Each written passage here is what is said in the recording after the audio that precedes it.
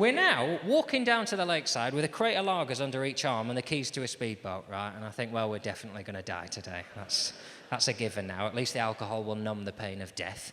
Right. We get down to the side of the lake for what I'm hoping will be a 30-minute to 1-hour tutorial on how to drive a speedboat. Various do's and don'ts of modern speedboatery. He chucks the keys in the boat. He goes, "Have a good day. Don't hit any other boats." Which is really the sort of sentence that if you have to say to someone, you shouldn't really be giving them the keys to a speedboat, I think. Yeah, I wonder if they know not to drive directly into another speedboat. So now I'm convinced this is going to be the last day of my life, right? And we get in the speedboat, and sure enough, after 4 to 5 hours, I'd had one of the best days of my entire life. Yeah, it's an awkward moment, that, isn't it? And all I would say is if you feel let down by the end of that story, imagine how pissed off I was.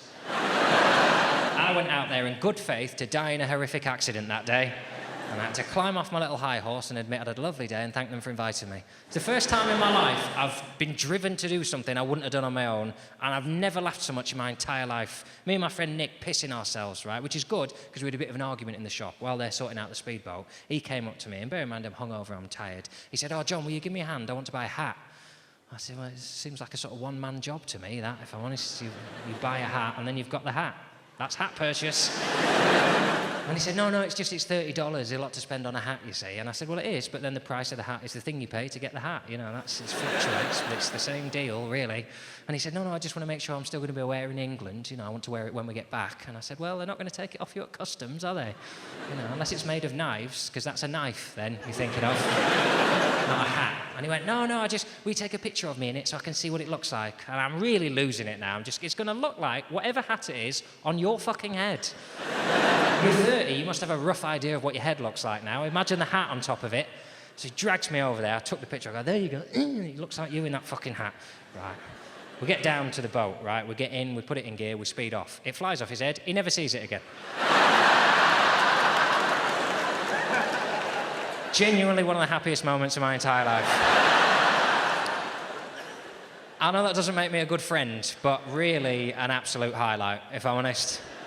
If I'm ever depressed, I don't remember anything I've done, I just remember that moment there, just...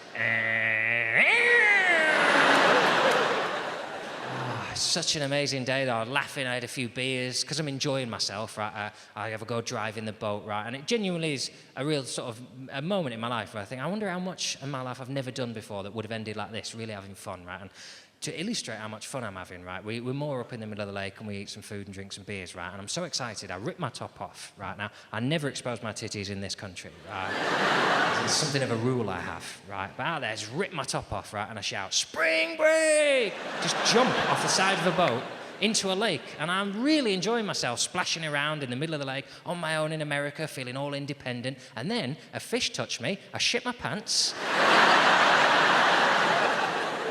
got back in the boat. Who lets you swim in a lake with fucking fish in it? Could have been killed. So anyway, I got back from America, right, and the speedboat incident, and I looked back over the things I haven't done in my life and the things I regret, and obviously, you know, wanking under a tree is one of them. It's not the main one, if I'm honest. The main thing I regret when I look back at my life is relationships. That's the thing I've never done because of this part of my brain which assumes things will end badly, right? And the reason I assume relationships end badly is the overwhelming majority of evidence. Seems fair, doesn't it? I mean, I would believe in relationships a lot more if when you saw old couples who've been together all their lives at restaurant tables, they were pissing themselves laughing and just, "Hey, you fucking tinker!" Oh, he's done that joke again with the Parmesan. Every night for 60 years, it still makes me raw. They don't, do they? They stare anywhere but at the face of the person they are. Oh, shit, yeah. Oh, food's here! This is new! Excellent. Don't you say anything now. Just let me enjoy this. I know you're there, I can smell you. And what happens if you are single and you have been for a long time, what you find is people will try and say encouraging things to you. I have friends who can say, "Oh, don't worry, John, there's someone out there for you.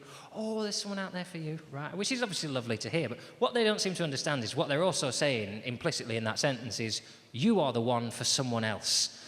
That's the bit of it I couldn't deal with. I like the idea there's someone out there I'm supposed to be with. What I don't like the idea is that I could find someone I love and find, you know, humorous and intelligent, and I could look in their eyes and say, "Hey, do you know what the universe had lined up for you?" this for the rest of your life. That's what you get. I don't know what you did, but you are being punished for it. You get to wake up to this forever now. Better put some coffee on. He's had a dream about filing again. I alphabetised all of them, pal.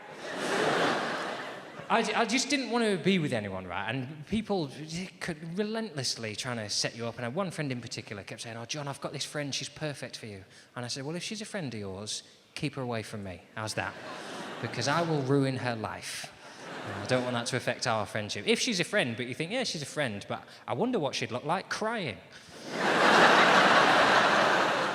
I wonder what my friend would look like if she'd been crippled by one too many tedious comments around the household. Can I just talk you through how we're supposed to load the dishwasher?"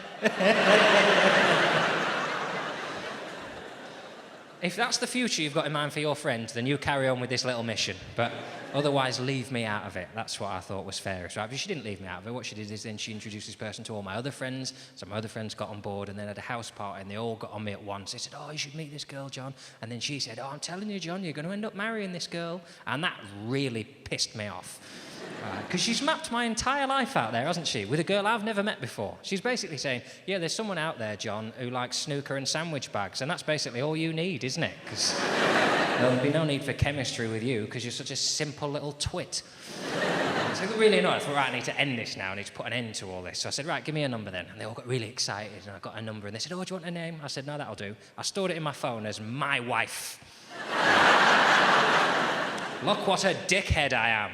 Right? Because I didn't want to get into a conversation. I didn't want to have to say to them, "Look, do you know the reason I haven't got a girlfriend is because I don't like myself. I don't want to be with anyone." It's too much information to share with your friends, right? The reason I didn't like myself through my 20s is, one thing, I don't think I'm a very good person, right? And that's because, although I do good things every now and again, I'll be perfectly honest with you, I don't do good things so that the world gets better. I do them so that people see me do them and they like me more.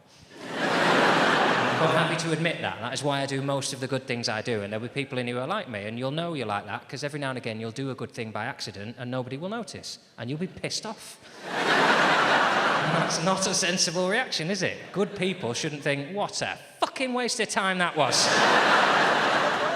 Could have kept that money.